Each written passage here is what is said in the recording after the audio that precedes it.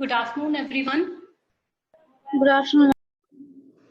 आज के सेशन में आप सभी लोगों का स्वागत है। जैसा कि हम अभी टेक्सटाइल फाइबर्स के बारे में पढ़ रहे हैं और लास्ट क्लास में फैब्रिक फिनिशेस का पार्ट 1 जिसमें पढ़ा था। सभी म्यूट कर लें प्लीज।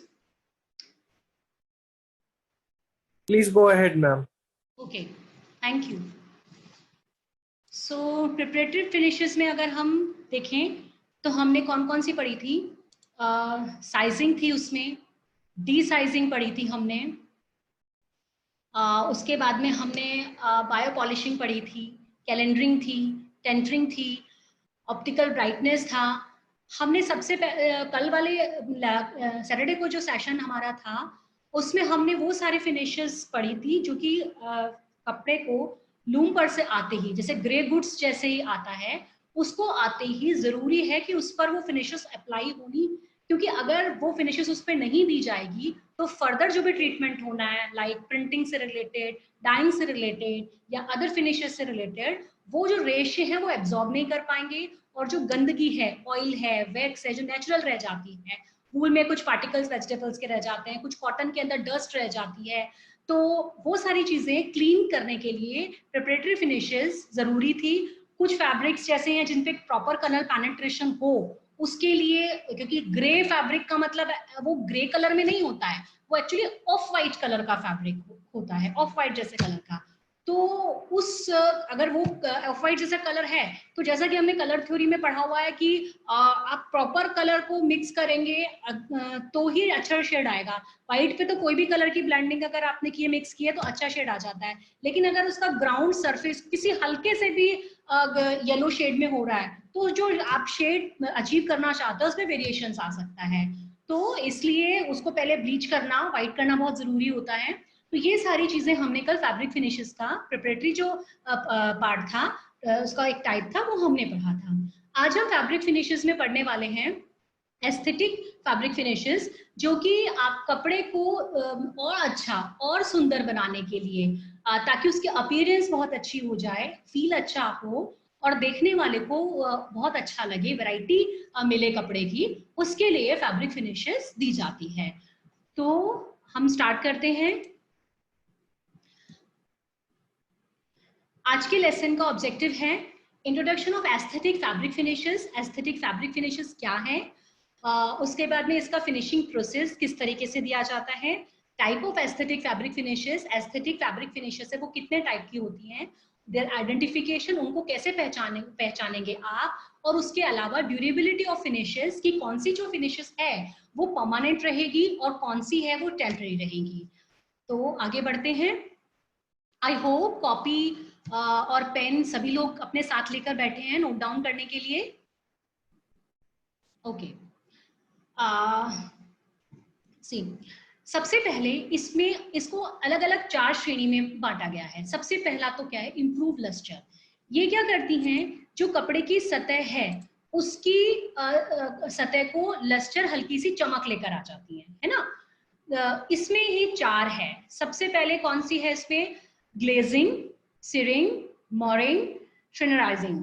इसमें आपको क्या करना है, ये चारों की क्या कर, जैसे कि अब आप ये देखेंगे ग्लेज कॉटन है, जो कॉटन के ऊपर हल्की सी चमक आती है, वो इन्हीं फिनिशेस से की जाएगी। क्योंकि कॉटन की जो मैंने आपको स्टार्टिंग के चैप्टर में बताया था, उसकी अपनी लेंथ फाइबर की क्या होती है, आधे इंच से 2.5 इंच। तो जो रेशा बहुत छोटा होता है वो क्या होगी, उनसे बनने वाले जो कपड़े हैं उसमें चमक नहीं होगी, उनकी सरफेस जो होगी वो रूखी सी होगी। तो फिर उनमें अगर थोड़ा सा लस्टर लेकर आना है तो फिर आपको उसमें फिनिशेस देनी पड़ेंगी। उसके बाद है इम्प्रूव हैंड। उसका जो इम्प्रूव हैंड है उसको करने के लिए, ताकि जिसमें emerizing, abrasive washes, chemical washes, enzyme washes, creping, silk boiling, caustic treatment, hand builder, ये सारी फिनिशेस दी जाती हैं।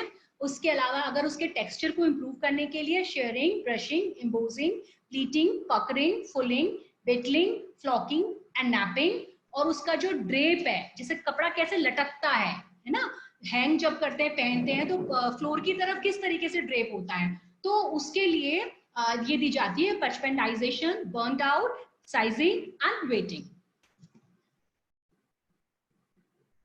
ओके,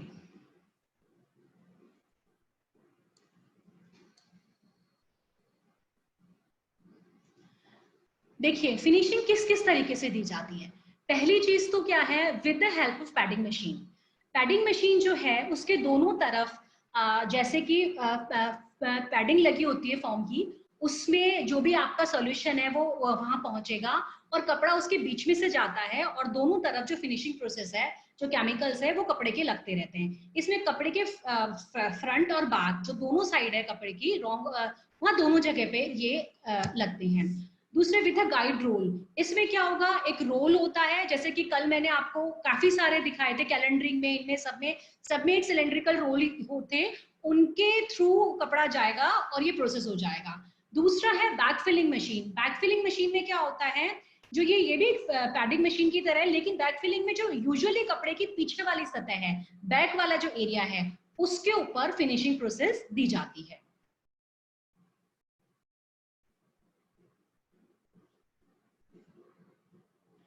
उसके बाद है आपका सबसे फर्स्ट फिनिशिंग जो मैं बता रही हूं आपको, वो है ग्लेजिंग।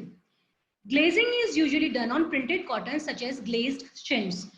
जो ग्लेजिंग की आवाज, ज्यादातर ग्लेजिंग प्रिंटेड कॉटन पर दी जाती है, कॉटन फैब्रिक पे दी जाती है। ऐसा नहीं है कि प्रिंटेड पर ही दी जाती है, सॉलिड पे भी दी जाती है, सॉलिड मतलब प्लेन कलर्स पे, लेकिन ज्यादातर प्रिंटेड कॉटन पे दी जाती है। और इससे रिलेटेड जो आप अपना फैब्रिक लेकर आते हो, मार्केट में जाते हो, तो आप उसको क्या बोलते हो, शिंट्स का फैब्रिक दे दीजिए, जो नॉर्मली लोकल भाषा में बोलते हो छीट का फैब्रिक दे दीजिए।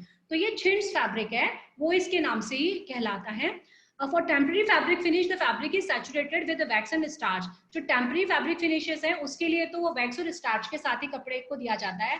temporary finish को आप इस तरीके से सीख सकते हो, जो आप कपड़े के अंदर normally जो starch देते हो घरों में कॉटन कपड़ों के अंदर, वो इसी तरीके की फिनिशिंग है। वो थोड़ा सा स्टिफ करने के लिए भी देते हो, लेकिन साथ ही साथ आयरन के बाद में उसमें ग्लेजिंग भी आ जाती है, उसमें चमक भी आ जाती है। उसके बाद में, लेकिन ये क्या है, टेम्पररी है, अगर उस पे वॉश होगा तो उसके बाद में ये फिनिश खत्म हो जाएगी। For permanent fabric finish, resin finishing are given. अगर आपको परमानेंट फिनिशिंग देनी है, यानी वो हमेशा लॉन्ग लास्टिंग रहे, तो फिर रेजिन्स का यूज किया जाएगा, जो थर्मोप्लास्टिक रेजिन्स होते हैं, उस तरीके के रेजिन्स का भी आप यूज कर सकते हैं। उसके बाद में in India print in the style of bandhani do come with glazing finish. हमारे यहाँ पे जो बांधनी है, जो बंधेज का जो कहा जाता है, बांधनी डिजाइन जो बनती है, जो हैंड बांधनी है, हाथ से बनती है, जो बेसिकली राजस्थान और गुजरात में फेमस है, तो वो उन कपड़ों पर भी ये ग्लेजिंग की जाती है। और ये ज्यादातर बांधनी किस पे बनाई जाती है, अब आजकल तो आर्टिफिशियल फैब्रिक पे भी बनने लगी है, और वो क्योंकि वो प्रिंटेड लुक दे दिया जाता है, और कुछ विस्कोस पर भी बनने लगी है, लेकिन इनिशियल शुरुआती स्टेज पे ये कॉटन पर और सिल्क पर बनाई जाती थी। तो जो कॉटन है, कॉटन की तो अपनी नेचर क्या है, कॉटन डल अपीयरेंस वाला है, और सिल्क में शाइनिंग कॉटन अपने आप से होती है। तो कॉटन को थोड़ा सा लश्यर रूप देने के लिए उस पर बांधनी पर भी ग्लेजिंग फिनिश की जाती है। A method to identify if a finish is of durable or non-durable. Classes to use a drop of iodine on the fabric. If the drop turns blue, it is of durable class, else non-durable. अगर आपको ये identify करना है कि जो ये fabric है, इस पे फिनिशिंग दी हुई है, ये परमानेंट है या फिर टेम्पररी है, तो उसमें क्या करेंगे कि आयोडीन की ड्रॉप को फैब्रिक पे डाल के यूज देखेंगे। यदि वो ब्लू हो जाती है, if the drop turns blue, it is of durable class, else non durable. अगर वो ब्लू टर्न हो गई तब तो वो ड्यूरेबल क्लास का कपड़ा है आपका, और अगर नहीं हुई है तो फिर आपका वो ड्यूरेबल क्लास का कपड़ा नहीं है। नेक्स्ट ये देखिए, ये कॉटन है, इसमें इस तरीके का, इसमें आप देखते हो हल्की सी शाइनिंग होती है, बहुत ज्यादा नहीं होती, बिल्कुल हल्की सी होती है, बस एक रफ सरफेस नहीं होगी। तो ये बांधनी पे इस पे ग्लेजिंग की जाती है। ये छिंट्स का फैब्रिक दिखाया है, इस पे ग्लेजिंग की जाती है। और ये कॉटन जो हल्का सा चमक वाला आता है, हल्के सा, जैसे कॉटन की शर्ट में देखते हो आप हल्की सी शाइनिंग रहती है, तो वो इस तरीके के सॉलिड्स में भी दी जाती है। Searing, greater lustre to the fabric with the help of rollers. इसमें क्या है, जो फर्स्ट हमने आपको बताया था उसके अंदर बहुत ज्यादा लस्टर नहीं थी, बहुत ज्यादा चमक नहीं दी गई थी, लेकिन ये जो दूसरी वाला है सिरिंग जो है, इसके अंदर लस्टर बहुत ज्यादा दी जाती है, बहुत ज्यादा चमक दी जाती है। और इसको रोलर की हेल्प से दिया जाता है। Usually given on thermoplastic fibres, ये ज्यादातर थर्मोप्लास्टिक फाइबर्स के ऊपर दी जाती है, क्योंकि थर्मोप्लास्टिक फाइबर्स का अपना एक क्या नेचर रहता है कि वो एक सर्टेन पॉइंट के ऊपर थोड़ा सा मेल्ट हो जाते हैं। तो जब थर्मोप्लास्टिक फाइबर्स को रोलर्स के बीच में एक हाई टेम्परेचर पर देके, इतना टेम्परेचर नहीं सेट करेंगे कि कपड़ा डैमेज हो जाए, सिर्फ इतना सा कि उसकी जो ऊपर की लेयर है, ऊपर की जो रेशे है, वो थोड़ा सा मेल्ट होने की सिचुएशन में आ जाए। तो वो जब थोड़ा सा मेल्ट होते हैं तो रोलर से दबने के बाद में उसमें शाइनिंग, बहुत अच्छी शाइनिंग आ जाती है। Satin is given this finish to achieve high glossy look. जो एक एग्जांपल मैंने आपको यहाँ पर बताया कि सैटन का जो कपड़ा है, सैटन फैब्रिक है, वो सैटन के ऊपर जो बहुत अधिक चमक आती है वो इसी प्रोसेस को देने की वजह से आती है। यही प्रोसेस अप्लाई किया गया है, इसी की वजह से चमक आती है। देखिए नेक्स्ट स्लाइड में, यहाँ सैटन का ये है, सैटन का ड्रेस है, इसमें आप देखिए बहुत ज्यादा शाइन है, बहुत ज्यादा शाइन दी हुई है। इसी की जगह मैं पिछली वाली स्लाइड्स पे ले जाऊं, यहाँ पर शाइन तो है, सॉलिड में देखिए आपको हल्की सी चमक दिखाई दे रही है, लेकिन सैटिन जैसी नहीं है। जो सीरिंग्स वाले जो फैब्रिक फिनिश थी उतनी फिनिशिंग नहीं दी हुई है, यानी चमक थोड़ी सी कम है। तो ये डिपेंड करता है, जिस कपड़े पे बहुत ज्यादा हाई लस्टर रखना है वहां सेकंड वाली फिनिशिंग दी जाएगी, और बेसिक जो ज्यादातर हमारे कॉटन होते हैं क्योंकि उनपे वो पहले वाली जो ग्लेजिंग थी वो फिनिश दी जाएगी। आगे बढ़ते हैं। मोयरिंग। Mohair is a textile with a wavy watered appearance produced mainly from silk but also wool, cotton and rayon. ये जो फिनिश है ये कपड़े पर ना लहरों जैसा इफेक्ट देती है, वेवी इफेक्ट देती है, और ये किस पे ज्यादातर ये सिल्क पर यूज की जाती है, बट कॉटन पे भी दे सकते हैं, रेयन पे भी दे सकते हैं और वूल पे भी दे सकते हैं, ऊन पर भी दे सकते हैं। To produce mohair, ribbed roller are used and the ribs produce the watermark effect. The roller polish the surface and make the fabric smoother and more lustrous. इसमें क्या होता है, रिब्ड रोलर जो हैं वो यूज किए जाएंगे, रोलर्स के ऊपर रिब बनी होगी, और जो रिब की वजह से है वो जब कपड़ा उसमें उससे गुजरेगा तो वाटर मार्क इफेक्ट, पानी इस तरीके से पानी की आगे पीछे जा रहा है, लहरें उत्पन्न हो रही है, वैसा प्रभाव उस पर दिखाई देता है। और जो रोलर के जो सरफेस है उसकी जो सतह है वो बहुत अधिक पॉलिश की हुई होती है ताकि कपड़े के ऊपर अच्छी चमक दिखाई दे। The fabric is often damp before being run through the rollers. जो रोलर्स के बीच में फैब्रिक जाएगा उससे पहले फैब्रिक को थोड़ा सा नमी में कर लिया जाता है, थोड़ा सा गीला कर लिया जाता है, ताकि उसके ऊपर उसके बाद में जो लस्टर है वो बहुत अच्छे से दी जा सकती है। Moire effect are also achieved by certain weaves such as varying the tension in the warp and weft of the weave. Silk treated in this way is sometimes called watered silk. देखिए ये जो effect है ये कई बार क्या कहता है, कुछ वीव्स में भी, आप जरूरी नहीं कि कपड़ा बुनने के बाद ये इफेक्ट दे, कपड़ा बुनने से पहले भी दी जा सकती है।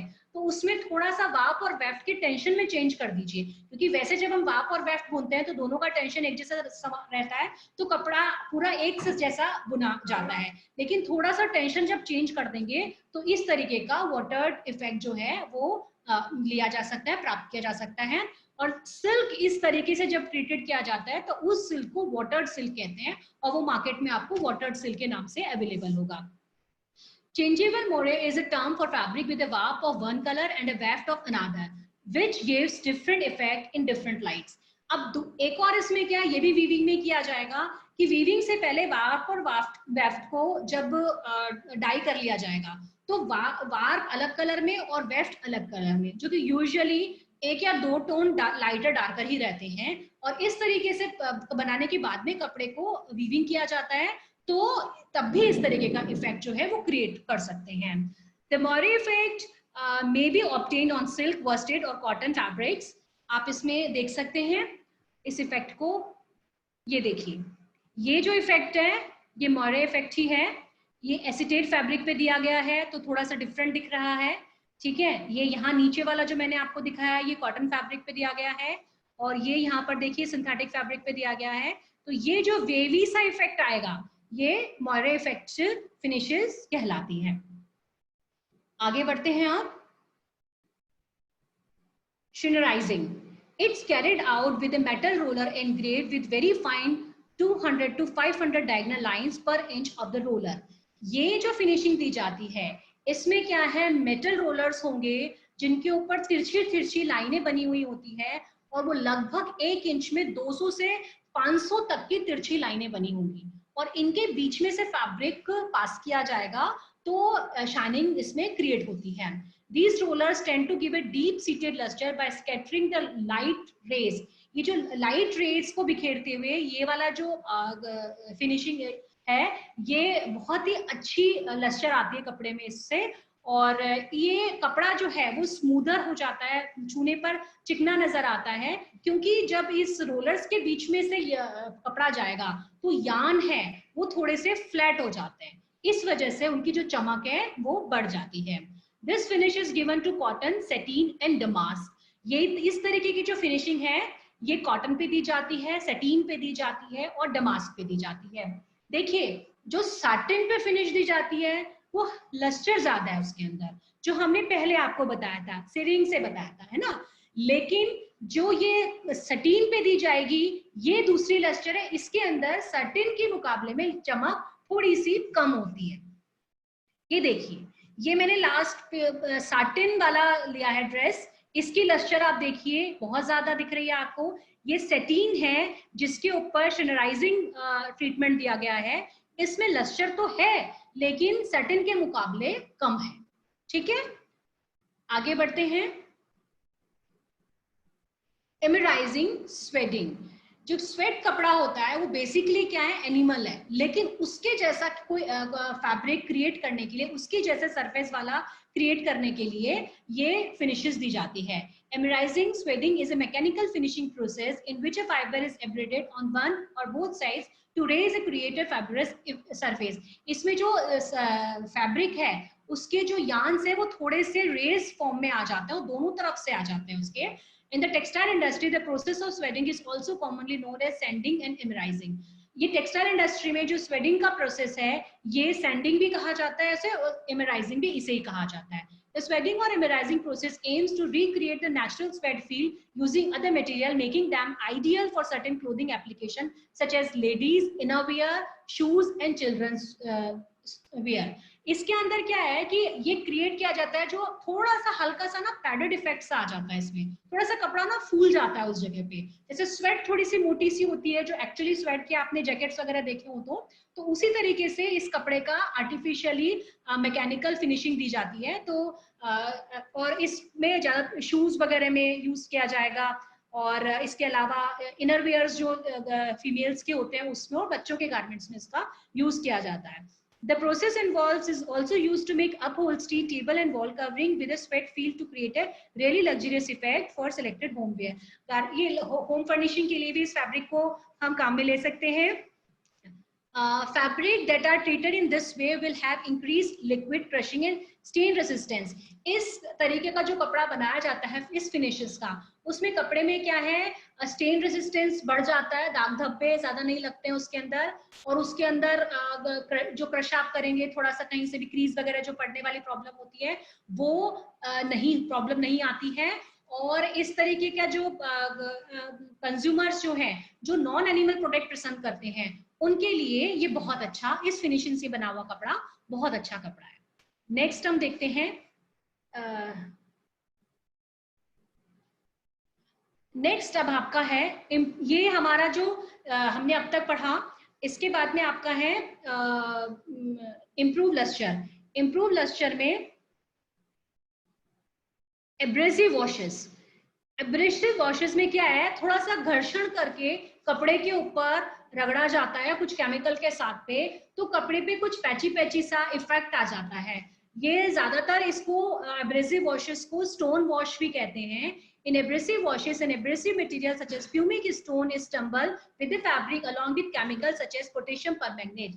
पोटेशियम परमैंगनेट केमिकल के साथ में प्यूमिक स्टोन को कपड़े पे रगड़ा जाता है, और काफी सारे प्यूमिक स्टोन्स को, तो उससे क्या होता है, कपड़े की जो सतह है उस पे डिजाइन्स क्रिएट हो जाती है, और कपड़े का जो आपने जो पहले कलर किया हुआ था उससे लाइट डार्क इफेक्ट आने लगता है। जितने से भी आपकी जो कई स्टोन वॉश की रेयन की ड्रेसेस हो गई, आपकी डेनिम्स हो गई, उसमें दिया जाता है। ये देखिए इसमें ऊपर की तरफ दिखाए गए हैं, ये प्यूमिक स्टोन्स हैं, और ये इस तरीके के कपड़े के ऊपर जब ये टम्बल किए जाएंगे तो थोड़ा सा ये जो कलर है वो इसके ऊपर आ गया स्टोन्स के ऊपर, और ये जैसे आपको नीचे जैकेट में दिखाया है, कहीं कहीं से फेड, कहीं कहीं से कलर, ये इस तरीके से दिखाई देती है। तो ये बेसिकली क्या किया गया होता है, स्टोन वॉश है, एब्रेसिव वॉशेस है, घर्षण से के साथ में धुलाई की गई है, ताकि जो कलर्स हैं जो कपड़े ने पहले सूखे थे, कलर कपड़े ने एब्जॉर्ब किए थे, उसकी सरफेस में चेंजेस आ जाता है, और ये जो चेंजेस है ये फिर परमानेंट है।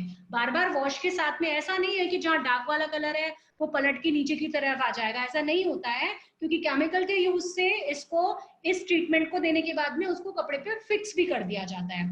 ये दूसरी पिक में भी आपको दिखाया गया है, कहीं कहीं पे आप देखिए ग्रीन के डार्क शेड है, लाइट शेड है, ये आपको नजर आ रहे हैं, आपको टर्क के भी नजर आ रहे हैं, टर्कोइश कलर के भी। तो सबसे पहले जो कलर इस कपड़े को इसमें रंगा गया था वो सॉलिड एक ही कलर में, हाँ, इस तरीके का इफेक्ट नहीं था। लेकिन जब एब्रेसिव वॉशेस की गई तो उसके बाद में ये वाला इफेक्ट क्रिएट हुआ है। ओके, नेक्स्ट आपका है chemical and enzyme washes. Chemical washes carried out by using a special chemical in the wash solution. It can partially destroy the fiber surface and create pits and holes. इस तरीके का जो washes होती है वो special chemicals जो हैं, जो मैं अभी आगे आने वाले स्लाइड्स में आपको केमिकल्स के नाम भी बताऊंगी, उसके थ्रू दी जाती है। जो आप देखते हो जो डेनिम जितनी भी है वो कहीं कहीं पे पिट्स दिखेंगे, होल्स नजर आते हैं डेनिम के अंदर, है ना, तो वो जो सरफेस थोड़ी सी रफ हुई होती है, और तो वो सारी जो फिनिशेस है वो केमिकल वॉशेस के थ्रू ही उसको अचीव किया जाता है। और केमिकल वॉशेस कई बार में जो इसमें इफेक्ट किया गया है, इसने क्या किया है, ये इंडिगो में डाई की गई पूरी डेनिम को, पूरी डेनिम इंडिगो में डाई थी। उसके बाद जब केमिकल वॉश किया गया तो ये जो आप देख रहे हो सारा कलर इसके ऊपर से हट गया, यहाँ पे रगड़ा नहीं गया है, ये रब नहीं किया गया जैसे पिछले वाले उसमें किया गया था स्टोन वॉश में। इसमें सिर्फ केमिकल में वॉश किया गया है, और ये हमारे कंट्रोल में नहीं होता है, जहां जहां से है वहां से हट गया इसका फैब्रिक। और जहां यहाँ देखिए घुटनों पे से थोड़ी सी फटी हुई है, नीज पे से, जहां जिस जगह पे लगता है कि इस जगह पे से हमको पिट्स और होल्स का इफेक्ट देना है, पिट्स और होल्स का इफेक्ट है ये एक्चुअली, तो ये इफेक्ट कैसे दिया गया, इस जगह पे केमिकल ज्यादा अप्लाई किया गया है। तो जिस जगह पे भी पिट्स और होल्स क्रिएट करने हैं वहां जब केमिकल ज्यादा लगाओगे तो वो रेशे को क्या करेगा, सबसे पहले तो क्या काम है केमिकल का, रेशे पे से जो कलर पेनिट्रेट हुआ है उसको हटाना। उसको हटाने के बाद भी अगर केमिकल यूज किया जा रहा है तो रेशे का अब दूसरा काम क्या है, उसको कपड़े को वहां से हटा देना। तो जिस जिस जगह पे ये पिट्स और होल्स की डिजाइनिंग क्रिएट की होती है उस जगह केमिकल को लगा के ये क्रिएट किया जाता है। नेक्स्ट इसमें है एंजाइम वॉश। आप ये देखिए इस तरीके की डेनिम भी आपको मार्केट में मिलेंगी। अब इसमें क्या है, किसी तरीके का कोई पैच नहीं दिख रहा, कहीं कुछ नहीं है, लेकिन बिल्कुल स्मूथ सरफेस नजर आ रही है। तो ये कौन सी वॉशिंग की गई है, ये है enzyme washing. Enzyme washing is carried out with the help of an enzyme named cellulose, which tend to dissolve parts of the cellulose molecule। के जो parts होंगे उसको dissolve करेगा, सरफेस को स्मूथ बना देता है, और इसमें जो मतलब बहुत ज्यादा शाइनिंग नहीं रहती है, लेकिन सरफेस जो है अपीयरेंस है वो सूदिंग अपीयरेंस गारमेंट की क्रिएट हो जाती है। सो आगे बढ़ते हैं हम। एंजाइम वॉश के बाद में मैंने यहाँ आगे इनके केमिकल्स के नाम बताएं जो कि वॉशिंग प्लांट में, गारमेंट में, इंडस्ट्री में ज्यादातर यूज किए जाते हैं। ये सारी केमिकल बेस्ड, जो भी मैं आपको केमिकल बेस्ड फिनिशिंग के नाम बता रही हूँ, उसमें जैसे कुछ एंजाइम्स हो गए, डिटर्जेंट्स हो गए, एक्टिक एसिड है, एंटी स्टेन है, ब्लीचिंग पाउडर है, सोडियम हाइपोसल्फेट है, कास्टिक सोडा है, सोडा ऐश है, सोडियम बायोकार्बोनेट है, potassium permanganate, nonionic flakes softener, उसके अलावा micro emulsion silicone, salt, sodium chloride, buffer, hydrogen peroxide, stabiliser, fixing agents, optical brighteners, resins, sodium metabisulphite, desizing agent, ये इस तरीके के केमिकल सारे जो हैं ये वॉशिंग प्लांट में यूज होते हैं। ये सारे जो आपके गारमेंट्स हैं उनको वॉशिंग से रिलेटेड जो फिनिशेस देनी होती हैं उनके लिए, या फिर कुछ फिनिशिंग्स ऐसे हुए जिनको एक बार अप्लाई कर दिया लेकिन अप्लाई करने के बाद में उनको वॉश करना जरूरी होता है, तब भी इनमें से कुछ केमिकल्स जो हैं वो यूज किए जाते हैं। आगे हम बढ़ते हैं क्रेपिंग।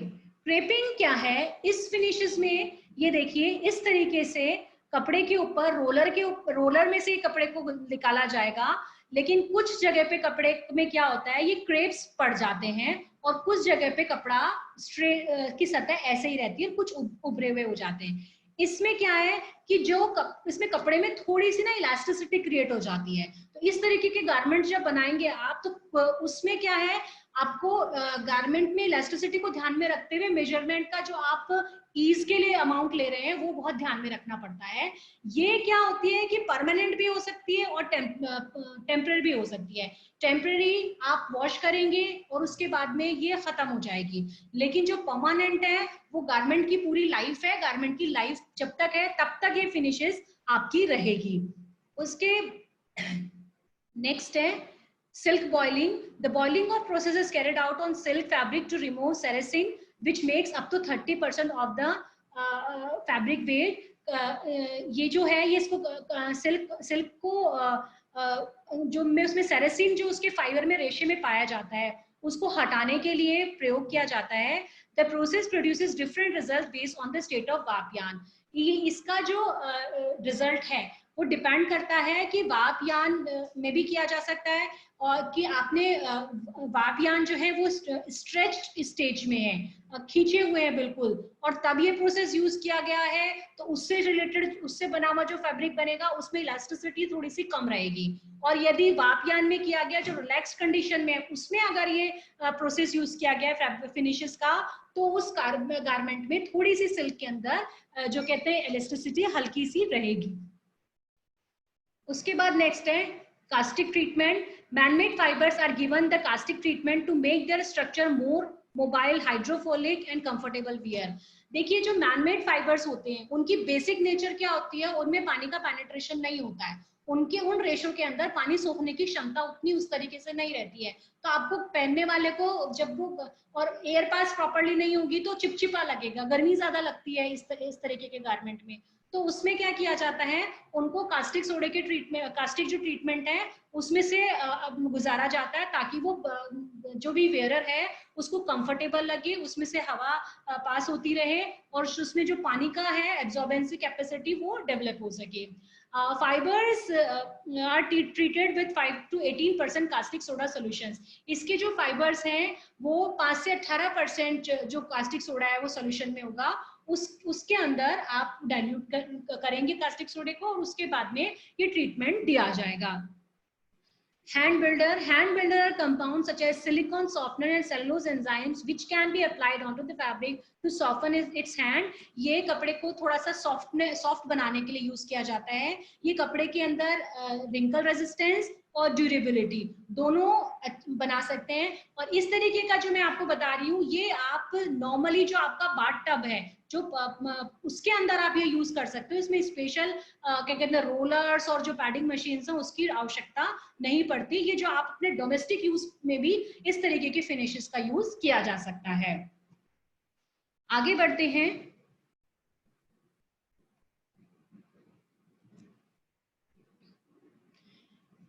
शेयरिंग एंड ब्रशिंग दोनों इसमें बताया गया है। Shearing is the process to control the pile or nap and is used to create a pattern or a smooth surface. ये जो shearing है, कपड़ा जब बुनते हैं तो कपड़े के बुनते समय क्या होता है, जो पाइल वीव एक तरीके की वीव है वो कपड़े को थोड़ा सा फैंसी लुक देने के लिए वो पाइल वीव में करते समय रेशे थोड़े ऊपर की तरफ छोड़ दिए जाते हैं और वो रेशे जैसे आप ये समझ लीजिए कि थोड़ा सा लूप ऊपर की तरफ कपड़े की सतह पर निकलता हुआ छोड़ दिया गया है। जैसे कि आप अगर पाइल का एक एग्जांपल देखिए तो जो टॉवेल्स हैं, टॉवेल जितने भी हैं रोएदार टॉवेल जो होते हैं वो पाइल फैब्रिक के ही बने हुए होते हैं, तो पाइल वीव के बने होते हैं एक्चुअली। तो पाइल वीव में कपड़े के कुछ रेशे जो है रोए ऊपर उठा दिए जाते हैं और उसके बाद में उसको अपने डिजाइन के अकॉर्डिंग जैसा कपड़ा चाह रहे हो उसके अकॉर्डिंग उसकी पैटर्न वे में कटिंग करके और कपड़े की सरफेस क्रिएट की जाती है। अब machine such as lawn mower carries the process. ये जो प्रोसेस है ये इस मशीन का नाम है, उस मशीन के द्वारा लिया जाता है। इसमें क्या है, एक पैटर्न बना हुआ है और उस पैटर्न में उन पाइल को कटिंग करने के लिए हल्का सा जैसे ब्लेड जैसा फॉर्म लगा होगा, कपड़ा जब उसके बीच में से जाएगा तो रेशे कट जाएंगे, जो पाइल बने हुए थे वो कटिंग हो जाएगी और कटिंग होने के बाद में नेक्स्ट स्टेप क्या होगा, brushing is done after shearing to remove the fibres and forms the fabric surface. अब जो कटिंग हो गई है उसको हटाने के लिए ब्रशिंग दी जाएगी। अब आप एक अगर हम छोटा सा एग्जांपल देखेंगे किस तरीके से काम करती है। नॉर्मली हम जब देखें कि गार्डन्स के अंदर घास थोड़ी सी बढ़ जाती है तो क्या करते हैं, घास की कटिंग करते हैं। वो जो आप उसमें घास की मशीन चलाओगे, रोलर्स घूमते रहेंगे और एक्स्ट्रा जो है पूरी जड़ से नहीं हटेगी वो, लेकिन ऊपर की सतह पर जो एक्स्ट्रा निकले हुए होंगे घास, वो घास हट जाती है और सरफेस बिल्कुल स्मूथ मिल जाएगी आपको। ठीक उसी तरीके से ये काम करते हैं रोलर्स इसके, कि कपड़े के ऊपर के सतह पर जो एक्स्ट्रा रोई निकले हुए हैं वो हटके बिल्कुल स्मूथ, जैसे आप पैटर्न वे में सरफेस चाह रहे हो, सतह चाह रहे हो, टेक्सचर चाहते हो, वैसा आपका कपड़ा बन जाएगा। और जो एक्स्ट्रा कटिंग हो गई, अब कटिंग होने के बाद में जो रेशे हैं उनको हटाने का काम ब्रशिंग के थ्रू होता रहता है साथ में। कॉर्डुरॉय जो फैब्रिक है वो इसी फैब्रिक फिनिशेस के थ्रू बनता है। जो कॉर्डुरॉय फैब्रिक की ये देख रहे हैं यहाँ पे, उसमें ये देखिए लो पैंट दिखाई गई आपको, ये इसी फिनिशेस से बना हुआ है। Next, embossing. Embossing is a technique in which images and pattern are created on the surface of a product through the application of heat and pressure. इसमें ये एक ऐसी टेक्निक है जिसमें जो पैटर्न है वो सतह से ऊपर उभरे हुए होते हैं। ये नीचे जो आपको पिक में दिखाया गया है ये कोई प्रिंट नहीं है, ऐसा नहीं है कि प्रिंटिंग के समय रोलर से प्रिंट कर दिया गया है। अगर प्रिंट है तो कपड़े के ऊपर वो एक ओवरलैपिंग होगी, कपड़े के रेशे उभरे हुए नहीं होते हैं। लेकिन आप जब देखोगे, आप कई बार जैसे आजकल तो सोफे में भी है, आपका बेड वगैरह में भी है, जो बैक साइड होती है वो एम्बोस पैटर्न बना हुआ होता है। ज्यादातर जो भी आपके प्रोडक्ट आ रहे हैं, चाहे हम होम फर्निशिंग की बात करें, चाहे एक्सेसरीज की बात करें, इवन तो हम पर्सेस में देखते हैं, बेल्ट्स में देखते हैं, उनके लोगो एम्बोस किए हुए होते हैं, उभरे हुए होते हैं ना। तो प्रिंटिंग प्रोसेस नहीं है ये उसकी सरफेस में ट्रीटमेंट दिया गया है जिससे वो जो डिजाइन आप चाहते हो उसमें उभार आ गया है। तो इसमें अब वो कैसे दिया जाएगा, वो रोलर्स के बीच में से जब जाएगी वो पर्टिकुलर मटेरियल, उसको हीट और प्रेशर के थ्रू वो एम्बोस इफेक्ट दिया जाता है। During the process of embossing, the surface of the embossed material raised, adding a new dimension to the object. जो भी ऑब्जेक्ट है, जो भी उस रोलर्स के बीच में से जा रहा है, वो रोलर्स कैसे होंगे, रोलर के अंदर डिजाइन्स बनी होंगी, लेकिन डिजाइन्स जो है वो उभरी हुई नहीं होंगी, अंदर से खोखली होंगी। तो जो खोखली है उधर कपड़ा गया और वो पैटर्न वहां अंदर थोड़ा सा कपड़ा ऊपर उठ गया और उस जगह पे पैटर्न बन गया, और बाकी सतह जैसे पहले थी उसी तरीके से रहेगी। और जैसे आपने फॉर एग्जांपल आप इसको बहुत अच्छे से समझ सकते हैं, जैसे वुडन ब्लॉक्स आप लोगों ने देखे हैं, वुडन ब्लॉक्स में कार्विंग की होती है, डिजाइन की होती है ना, मतलब डिजाइन्स उभरी हुई बनी होती है। लेकिन वुडन ब्लॉक में तो क्या बनी, वुडन के ऊपर की तरफ उभरी हुई बनी है। तो आपने कपड़ा लिया और प्रिंट कर दिया तो वो तो ओवरलैपिंग हो गई। लेकिन इन रोलर्स के अंदर वो सेम डिजाइन ऊपर की तरफ उभरी हुई नहीं बनी होती, वो अंदर रोलर के अंदर खोखली होती है डिजाइन। तो उसके अंदर जब कपड़ा जाएगा प्रेशर के साथ में, तो जितना कपड़ा उस एरिया में गया उस पर डिजाइन बन गई उभरी हुई, और बाकी कपड़ा सरफेस जो आपका जैसा था वैसा ही रह जाएगा। Embossed brocade and velvet are example of this treatment. Embossed brocade बहुत बनते हैं, velvet बनते हैं, मैं आगे आने वाली स्लाइड्स में आपको दिखाऊंगी इनसे बनी ड्रेसेस भी, तो वो इनकी बेस्ट एग्जांपल है। Embossing can be done on various material, like paper पे हो सकती है, आपके क्या कहते हैं टेक्सटाइल पे हो सकती है, मेटल पे हो सकती है, और आजकल मेरे एम्बोजिंग पैटर्न्स का बहुत ज्यादा प्रचलन है।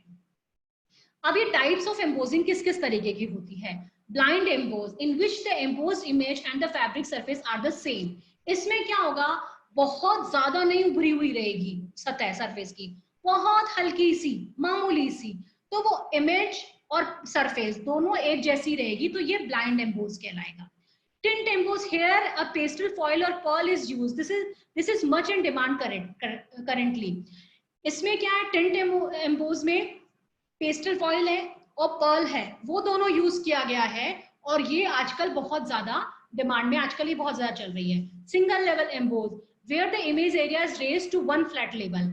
इसमें क्या है, पूरा एरिया जो सरफेस पे है एक ही फ्लैट लेवल है। फ्लैट लेवल मतलब कि सतह से जो उठा हुआ है, मान लो 2 mm उठा हुआ है या 3 mm उठा हुआ है सरफेस से, सतह से, तो पूरे कपड़े पे वो 3 mm ही निकला हुआ है और पूरी डिजाइन में वो 3 mm ही दिखाई देगा आपको। लेकिन दूसरी आपको आ रही है multi level emboss. Multi level emboss में क्या है, in which the emboss images is raised to different level to give a depth to the embossing. इसमें क्या है, डिजाइन जो है उस डिजाइन के अंदर भी अलग अलग थिकनेस होगी जो एम्बोज किया हुआ पैटर्न है। किसी की 2 mm डिजाइन के अकॉर्डिंग होगी, किसी की 2 mm, किसी की 3 mm, किसी की 1.5 mm, वो आपकी डिजाइन की डिमांड जिस तरीके की होगी वैसे ही मल्टी लेवल एम्बोजिंग भी होती है। Printed emboss where the emboss part registered with the printed image.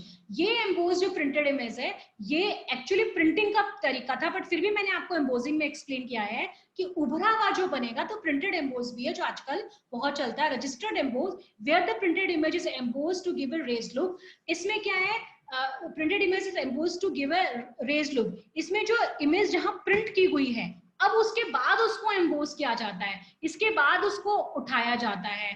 तो और इसी तरीके से 3D जो इफेक्ट है वो भी क्रिएट किया जाता है। Glazing, this is a polished emboss used on dark colored surface. More heat and pressure is applied during embossing, which give a shine to the fabric surface. This method is most commonly used for contrasting designs. ये जो glazing emboss है ये actually जो dark colors होंगे उनके ऊपर use की जाती है, और इसमें थोड़ा सा हीट और जो प्रेशर है वो बाकी एम्बोजिंग पैटर्न जो बनाया जाता है उससे थोड़ा सा ज्यादा दिया जाता है। ये देखिए ये एम्बोज पैटर्न के कुछ आपको दिखाए गए हैं। ये ड्रेस जो है ये एम्बोज्ड ही है, एम्बोज्ड फैब्रिक फिनिश दी गई है। ये आपका ये जो डेनिम के पॉकेट का बैक साइड एरिया है उस पे ये एम्बोज है, ये पूरा ये एम्बोज फैब्रिक फिनिश से ही बनाया गया है। आगे बढ़ते हैं प्लीटिंग। देखिए प्लीटिंग जो नॉर्मली स्टिचिंग करते हैं, हम तो अपैरल सेक्टर के सभी लोग हैं, तो कपड़े को प्लीट्स डालना, तो वो प्लीट तो क्या है आपने सिलाई की सहायता से मशीन की सहायता से डाली है ना। लेकिन इसमें क्या है कपड़े के ऊपर फिनिशिंग ऐसे दी जाती है कि वो परमानेंट फिनिशिंग हो जाएगी। कपड़ा दिखता ही प्लीटेड है। जैसे कि आपको इसके गाउन में नजर आ रहा है, स्कर्ट पार्ट जो है इस पे ये फिनिशिंग दी हुई है। Pleating mechanical finish produces permanent pleating effect. ये ज्यादातर जो है थर्मोप्लास्टिक फैब्रिक्स पर दी जाती है। थर्मोप्लास्टिक क्यों? क्योंकि वो एक सर्टेन टेम्परेचर पे थोड़ा सा मेल्ट होकर उनकी शेप आपको चेंज करना आसान होता है, क्योंकि मेल्ट हो गए तो उसकी शेप चेंज होने के बाद जब ड्राई होंगे तो वापस अपनी पुरानी फॉर्म में वो आ जाएंगे। तो इसलिए ये थर्मोप्लास्टिक पे किया जाएगा। और थर्मोप्लास्टिक के अलावा थर्मोप्लास्टिक ब्लेंडेड फैब्रिक, मतलब उनमें थर्मोप्लास्टिक होना ही चाहिए। थर्मोप्लास्टिक आप थोड़ा सा रिकॉल करें, मैंने आपको बताया था मैनमेड फाइबर्स जो बनेंगे एक तो रीजनरेटेड है और दूसरे थर्मोप्लास्टिक है जिसमें नायलॉन और ये सब की हमने चर्चा की थी। तो ये वो थर्मोप्लास्टिक के बारे में बात हो रही है ना। तो ये इस तरीके का क्रिएट उसी में किया जाता है फैब्रिक में। आगे चलते हैं पकरिंग। देखिए पकरिंग का मीन वही है कि थोड़ी थोड़ी सी सलवटें या चुन्नट जैसी पड़ जाना कपड़े के अंदर।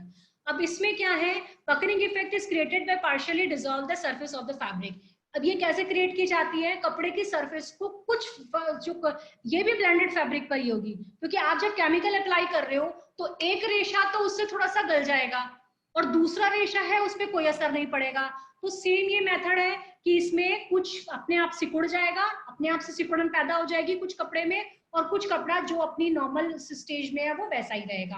तो इस तरीके से इफेक्ट किया जाता है। ये इफेक्ट दूसरा और भी बना सकते हैं, वीविंग के थ्रू भी दिया जाता है। पकरिंग इफेक्ट वीविंग के थ्रू कैसा दिया जाता है, जब अगर लंबाई में पकरिंग देनी है तो वीविंग में जब वाप और वेफ्ट में काम कर रहे हैं तो वाप और वेफ्ट में बीच बीच में कुछ यान जो है वो आपको मैंने जो बताया था स्पेंडेक्स पढ़ाया था लाइक्रा, जिसमें इलास्टिसिटी बहुत अच्छी होती है, तो कुछ उसमें लाइक्रा के परसेंटेज वाले यान को इंसर्ट कर दिया जाता है। तो जब कपड़ा लूम पे से हटाओगे तो जिस जिस जगह पे लाइक्रा उस जगह ऑटोमेटिकली पकरिंग आ जाएगी और ये परमानेंट पकरिंग है। और जिस जिस जगह पे लाइक्रा नहीं है उस जगह पे वो स्ट्रेट रहेगा, वो अपने आप सिकुड़न क्रिएट हो जाएगी। तो ये वाप में भी बना सकते हो, वेफ्ट में भी बना, मतलब ये वीविंग की बात बता रही हूँ मैं कि वीविंग की प्रोसेस में भी पकरिंग क्रिएट की जाती है फैब्रिक फिनिशेस। तो आप कंफ्यूज ना हो, वो एक अलग बात है कि पकरिंग वैसे भी क्रिएट होती है, लेकिन जब हम सरफेस की फिनिशिंग की बात कर रहे होते हैं, फैब्रिक की फिनिशिंग की बात कर रहे होते हैं, तब ये केमिकल के थ्रू डिसॉल्व किया जाता है रेशो को, और जो रेशियो उस केमिकल से डिसॉल्व हो जाते हैं वो सिकुड़ जाएंगे और बाकी रेशियो जो इफेक्ट नहीं करेंगे वो उसी तरीके से रहेंगे। तो इफेक्ट क्रिएट किया जाता है। Fulling is applied to wool to produce compact fabric. ये जो फैब्रिक फिनिशेस हैं ये वूल पे क्रिएट की जाती है उसका कॉम्पैक्ट इफेक्ट देने के लिए। The mechanical finish makes the fabric compact and soft by filling it by applying moisture, heat, friction और प्रेशर। उसमें थोड़ा सा मॉइस्चर को देके, गर्मी को, फ्रिक्शन, घर्षण और दबाव के द्वारा ये ऊनी कपड़ों के ऊपर दिया जाता है। क्योंकि जब कपड़ा बुनाई किया और उसके बाद में जब निकल के आया तो उसकी जो शेप है वो बड़ी चेंज हो जाती है, कहीं कहीं से फूल जाता है, उसकी साइजेस भी है, रेशे रेशे हैं वो अपनी शेप में नहीं रहते हैं, उनका ज्योमेट्रिकल स्ट्रक्चर है वो चेंज हो जाता है। तो उसके लिए ये फिनिशिंग दी जाती है ताकि जो वूल है वो वापस उसका सॉफ्ट फील और कॉम्पैक्ट फॉर्म में आप उसे प्राप्त कर सकें। आगे बढ़ते हैं हम। Beetling. Beetling finish is used on linen fabric to give a flat lustrous effect. ये ज्यादातर लिनन पर दी जाती है। The process changes the cross sections of lines yarn linen yarns from round to oval. इसमें जो लिनन के yarn के क्रॉस सेक्शंस हैं वो जैसे राउंड फॉर्म में होंगे तो वो अंडाकार ओवल हो जाते हैं। इसमें लिनन कपड़ा जो जाएगा उसमें कपड़े के दोनों तरफ की सरफेस पे हैमर तरीके से, हथौड़े की तरीके से लगे होते हैं और वो उससे बीच बीच में कपड़े पे वो चोट पहुंचाते हैं। उससे क्या होता है, इसके जो क्रॉस सेक्शन जो राउंड में थे वो थोड़े से ओवल हो जाते हैं ये, और उससे फिर लिनन के ऊपर है वो थोड़ी सी चमक आ जाती है कपड़े के ऊपर। नेक्स्ट है आपका flocking.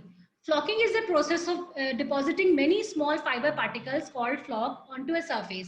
It can also refer to the texture produced by the process or to any material used primarily for its flocked surface. देखिए flocking क्या है, कपड़े के ऊपर, एक तो अभी मैंने आपको बताया था कि कपड़े के ऊपर हमने क्या किया, पाइल क्रिएट कर दिए, उस पे ऑलरेडी सरफेस पे कुछ कुछ रेशे निकले हुए हैं जैसे टॉवल में निकले हुए होते हैं, है ना। लेकिन कई बार क्या किया जाता है, कपड़े के उसके रेशे के कुछ पार्टिकल्स हैं, वो कपड़े की सरफेस तो स्मूथ है लेकिन उस स्मूथ सरफेस के ऊपर दूसरे कपड़े की दूसरी जो लेयर है वो छोटे छोटे पार्टिकल्स है वो अप्लाई किए जाते हैं। तो ये अप्लाई किए जाते हैं और इसी प्रोसेस को जो किया जाता है वो फ्लॉकिंग कहा जाता है।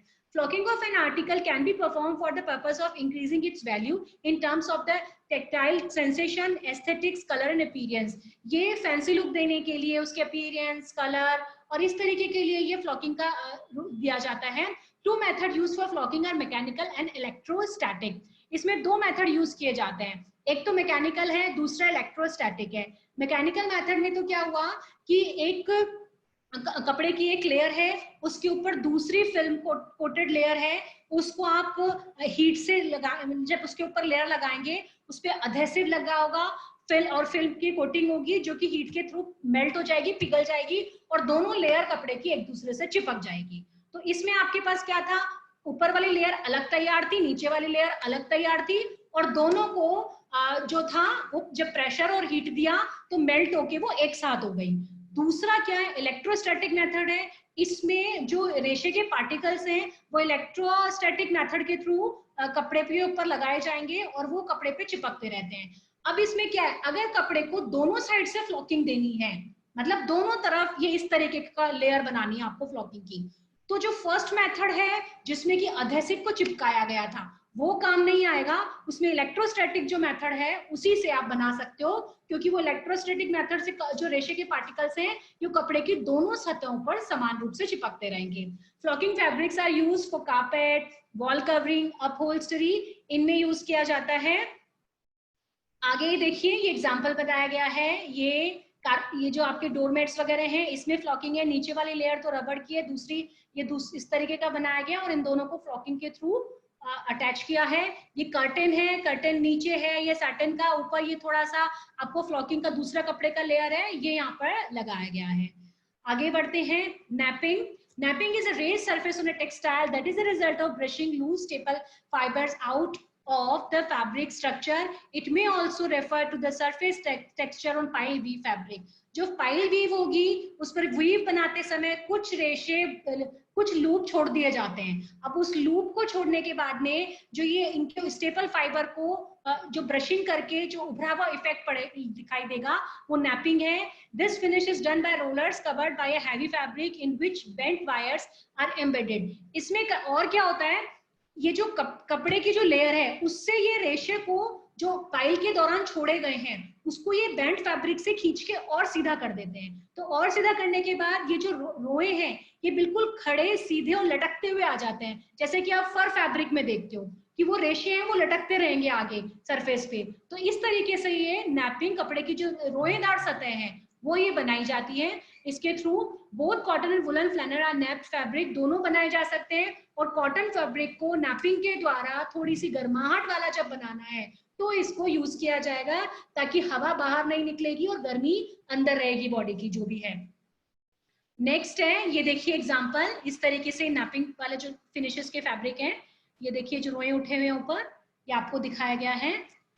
अब कुछ फिनिशेस मैं आपको बता रही हूँ जो कपड़े का ड्रेप है, वो ये देखिए parchmentization, it's done on cotton fabric with the use of sulphuric acid के सहायता से दी जाती है। ऑल ओवर पशमेंटेशन भी दी जा सकती है, और जो कि ऑर्गेंडी से पे बनाया जाता है, जिससे उसका क्रिस्प और ट्रांसपेरेंट लुक बनाया जाता है। लॉन फैब्रिक पर भी इसी तरीके की पशमेंटाइजेशन यूज की जाती है। नेक्स्ट है बर्नट आउट, ये देखिए बर्नट आउट है, ये भी ब्लेंडेड फैब्रिक से बनाए जाएंगे। केमिकल में एक रेशा जो है वो जल के खत्म हो जाएगा और ट्रांसपेरेंट इफेक्ट आ जाएगा, और जहां जहां पे वीविंग में डिजाइन बना के छोड़ दी गई थी वो उभरी हुई डिजाइन नजर आएगी। The main techniques of burnt out print is destroy the cotton portion of the fabric with acid chemical. ये जो बेस था, कॉटन जो पोर्शन था, वो बर्न कर दिया गया है केमिकल की हेल्प से।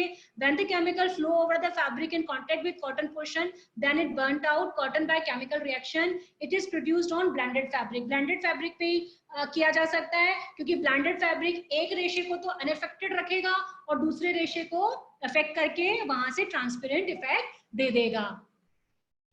Sizing finish provides stiffness, weight and body to the weight. Water soluble sizing is temporary and resin based is permanent. आप सारे finishes में देख लीजिए, जो भी water soluble finishes होंगी ज्यादातर वो temporary होंगी, और जो resin based होंगी वो सारी permanent finishes होंगी।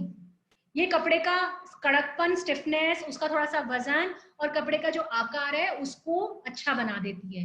वेटनिंग, ये बहुत पहले सिल्क के लिए यूज की जाती थी, नाउ डेज ज्यादा यूज नहीं किया जाता।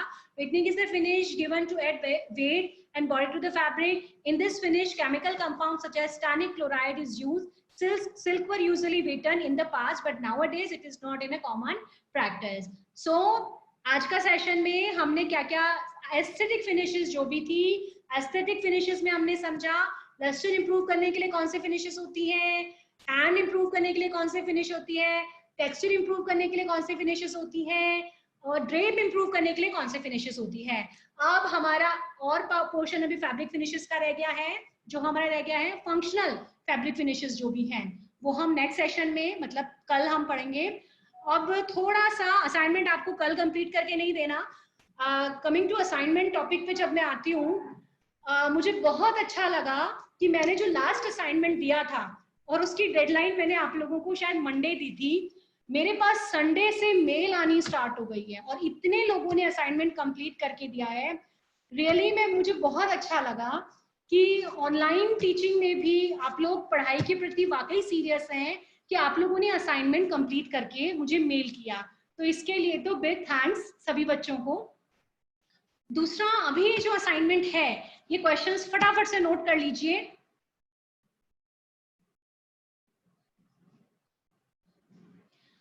Difference between preparatory finishes and aesthetic finishes. तो जो प्रारंभिक फिनिशेस, तैयारी वाली फिनिशेस होती है उसमें, और जो सौंदर्यकरण वाली फिनिशेस होती है उनमें आपको अंतर बताना है ना। उसके बाद में identify and collect some pictures of aesthetic fabric finished garments. आप एस्थेटिक यानी सौंदर्यकरण करने के लिए जो कपड़े की फैब्रिक फिनिश की जाती है उसकी आप नेट पे थोड़ा सा बैठेंगे और उसकी पिक्चर्स कलेक्ट करेंगे, उनको पहचान के नाम लिख के और आप मुझे भेजेंगे, ठीक है, मेल करेंगे। और जितनी भी लस्टर फिनिशेस मैंने आपको बताई है वो आप अपने शब्दों में लिखेंगे, वो आप भेजिए। Right about application of finishes, finishes का एप्लीकेशन किस प्रकार किया जाता है, किस तरीके से होता है, वो लिख के आप बताएंगे।